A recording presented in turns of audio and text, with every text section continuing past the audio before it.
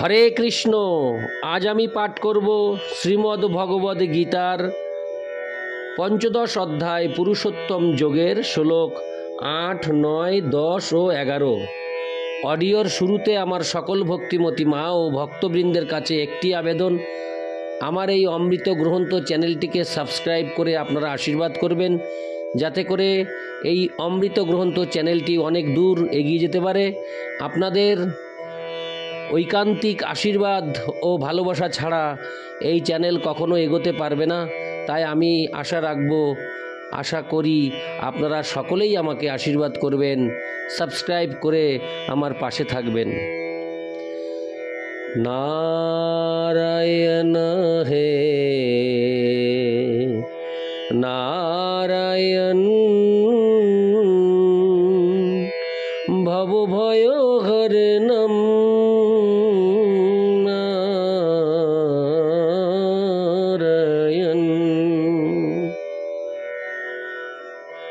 শ্লোক 8। শরীরং যদবাপ্নতি যচ্ছাপুৎক্রামতীশ্বর, গৃহীতৈতানি সংজাতি বায়ুর্গন্ধা নিবাসয়াৎ। অনুবাদ: বায়ু যেমন কোনো উৎস থেকে গন্ধ নিয়ে অন্যত্র গমন করে, তেমনি এই জড়জগতে দেহের ঈশ্বর জীব এক দেহ থেকে অন্য দেহে তার জীবনের বিভিন্ন ধারণাগুলি নিয়ে যায়। তাৎপর্য: এখানে জীবকে ঈশ্বর বা তার দেহের নিয়ন্তা বলে বর্ণনা করা হয়েছে।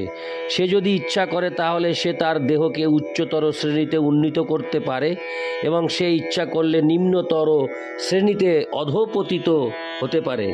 তার অতি ক্ষুদ্র স্বাধীনতা এই ক্ষেত্রে আছে। তার দেহের সমস্ত পরিবর্তন তার উপরই নির্ভর করে। তার চেতনাকে সে যেভাবে গড়ে তুলেছে তা তাকে মৃত্যুর পর পরবর্তী দেহে নিয়ে যাবে। তার চেতনাকে যদি সে একটি কুকুর বা বিড়ালের চেতনার মতো মন করে গড়ে তোলে, তাহলে সে অবশ্যই কুকুর বা বিড়ালের দেহপ্রাপ্ত হবে।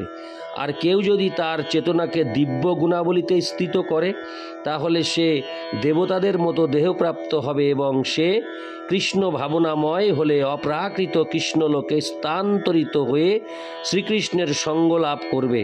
দেহের নাশ হয়ে যাওয়ার সঙ্গে সঙ্গে যে সব কিছুরই নাশ হয়ে যায়, সেই ধারণা ভ্রান্ত।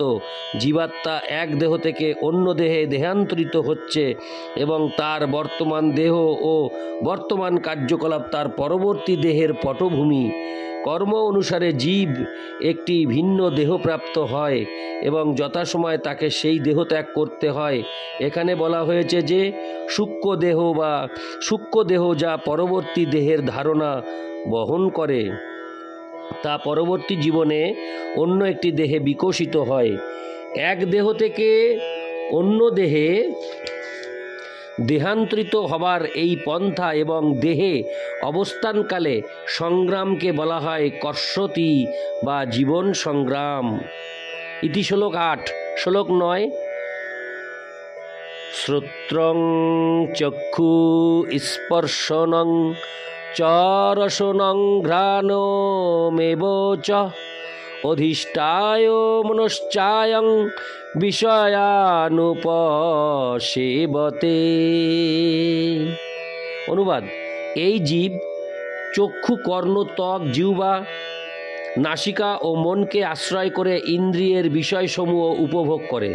তাৎপর্য: পক্ষান্তরে বলা যায়, জীব যদি তার চেতনাকে কুকুর বিড়ালের প্রবৃত্তির দ্বারা কলুষিত করে তোলে, তাহলে পরবর্তী জীবনে সে কুকুর বা বিড়ালের মতো দেহপ্রাপ্ত হয়ে তাদের মতো দেহসুখ ভোগ করবে।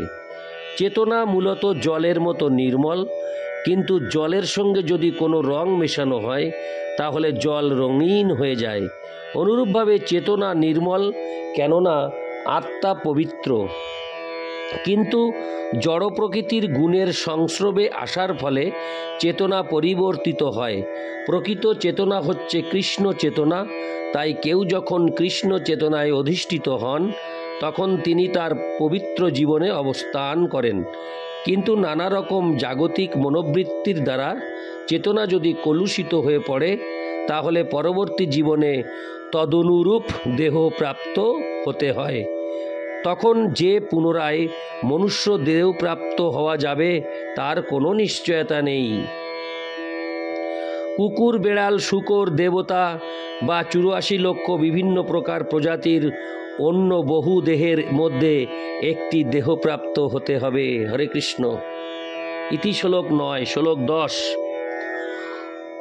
উৎক্রামন্তং স্থিতং বাপি ভুঞ্জানং বা গুণান্বিতং বিমূঢ়ানানুপশ্যন্তি পশ্যন্তি জ্ঞানচক্ষুষ। অনুবাদ: মূঢ় লোকেরা দেখতে পায় না কিভাবে জীব দেহত্যাগ করে অথবা প্রকৃতির গুণের দ্বারা প্রভাবিত হয়ে কিভাবে তার পরবর্তী দেহ সে উপভোগ করে, কিন্তু জ্ঞান চক্ষু বিশিষ্ট ব্যক্তিগণ এই সমস্ত কিছুই দেখতে পান। তাৎপর্য: জ্ঞান চক্ষুষ কথাটি অত্যন্ত তাৎপর্যপূর্ণ। জ্ঞান ব্যতীত কেউই বুঝতে পারে না কিভাবে জীব তার বর্তমান দেহটি ত্যাগ করে অথবা পরবর্তী জীবনে সে কীরকম দেহ ধারণ করে। এমনকি এটিও বুঝতে পারে না কেন সে একটি বিশেষ ধরনের দেহে অবস্থান করছে। এগুলি উপলব্ধি করার জন্য গভীর জ্ঞানের প্রয়োজন, যা সদ্গুরুর মুখারবিন্দ থেকে ভগবদ্ গীতা ও তদনুরূপ শাস্ত্র শ্রবণ করার মাধ্যমে লাভ করা যায়। এই সমস্ত তত্ত্বজ্ঞান উপলব্ধি করার শিক্ষা যিনি লাভ করেছেন তিনি অত্যন্ত ভাগ্যবান। প্রতিটি জীবই কোনো বিশেষ অবস্থায় তার দেহত্যাগ করছে, কোনো বিশেষ অবস্থায় সে জীবন ধারণ করছে এবং জড় প্রকৃতির মোহে আচ্ছন্ন হয়ে সে কোনো বিশেষ অবস্থায় ইন্দ্রিয় সুখ ভোগ করার চেষ্টা করছে। পরিণামে সে নানা রকমের সুখ ও দুঃখ ভোগ করছে। যারা অনন্তকাল ধরে কাম ও বাসনার দ্বারা মোহিত হয়ে আছে তারা কেন এক বিশেষ দেহে অবস্থান করছে এবং কেনই বা সেই দেহ ত্যাগ করে অন্য দেহে দেহান্তরিত হচ্ছে তা উপলব্ধি করার সমস্ত শক্তি হারিয়ে ফেলে। সেটি তাদের বোধগম্য হয় না। কিন্তু যার হৃদয়ে দিব্য জ্ঞানের প্রকাশ হয়েছে তিনি দর্শন করতে পারেন যে আত্মা দেহ থেকে ভিন্ন এবং দেহ সর্বদাই পরিবর্তিত হচ্ছে এবং বিভিন্নভাবে আনন্দ অনুভব করছে। এই জ্ঞান যিনি প্রাপ্ত হয়েছেন তিনি বুঝতে পারেন কিভাবে বদ্ধ জীব এই জড় জগতে দুর্দশা ভোগ করছে। তাই কৃষ্ণ ভাবনায় উন্নতি সাধনের ফলে যাদের চেতনা খুব উন্নত হয়েছে তারা জনসাধারণকে এই জ্ঞান দান করার জন্য যথাসাধ্য চেষ্টা করেন, কারণ বদ্ধ জীবের দুর্দশাগ্রস্ত অবস্থা দেখে তারা মর্মাহত হন। বদ্ধ জীবের কর্তব্য হচ্ছে এই বদ্ধ অবস্থা থেকে বেরিয়ে এসে কৃষ্ণ চেতনা লাভ করা এবং জড় জগতের বন্ধন থেকে নিজেদের মুক্ত করে অপ্রাকৃত জগতে প্রত্যাবর্তন করা। ইতি শ্লোক 10। শ্লোক 11। যতন্ত যোগিনশ্চনং পশ্চান্তাত্তন্নবস্থিতম যতন্তঃ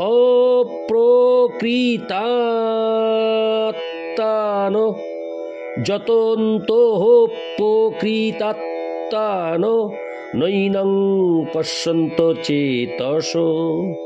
আমি শ্লোকটি আরেকবার পাঠ করছি। শ্লোক 11। যতন্ত যোগিনশ্চৈনং পশ্যন্তাত্মনবস্থিতম যতন্তঃ প্রকৃতাত্মানো নৈনং পশ্যন্ত চেতসো। অনুবাদ: আত্মজ্ঞানে অধিষ্ঠিত যত্নশীল যোগীগণ এই তত্ত্ব দর্শন করতে পারেন, কিন্তু আত্মতত্ত্ব জ্ঞান রহিত অবিবেকীগণ যত্নপরায়ণ হলেও এই তত্ত্ব অবগত হতে পারে না। তাৎপর্য: আত্মজ্ঞান লাভের প্রয়াসী বহু সাধক আছেন, কিন্তু সে আত্মজ্ঞান লাভ করেনি। সে জীবদেহে সমস্ত কিছুর পরিবর্তন কিভাবে হচ্ছে তা দেখতে পায় না। এই সূত্রে যোগীন কথাটি তাৎপর্যপূর্ণ। আধুনিক যুগে তথাকথিত অনেক যোগী আছে এবং তথাকথিত বহু যোগাশ্রম আছে, কিন্তু আত্মতত্ত্ব জ্ঞানের ব্যাপারে তারা বাস্তবিকই অন্ধ। তারা কেবল এক ধরনের দেহচর্চা সংক্রান্ত ব্যায়ামে আসক্ত এবং দেহ যদি সুস্থ সবল থাকে তাহলেই তারা সন্তুষ্ট হয়। এছাড়া আর অন্য কোনো তথ্য তাদের জানা নেই। তাদের বলা হয় যতন্তহ প্রকৃতাত্মান।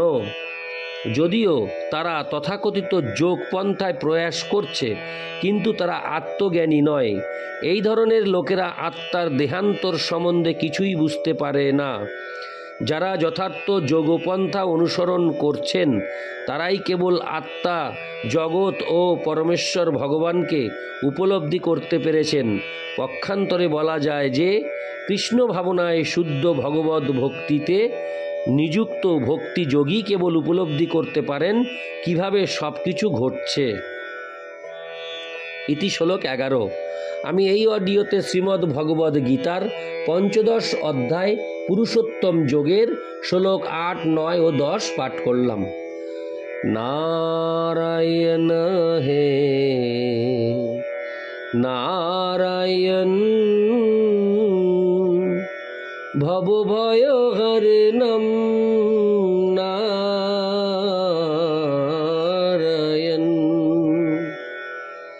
নারায়ণ হে নারায়ণ ভবভয় হরণম নারায়ণ।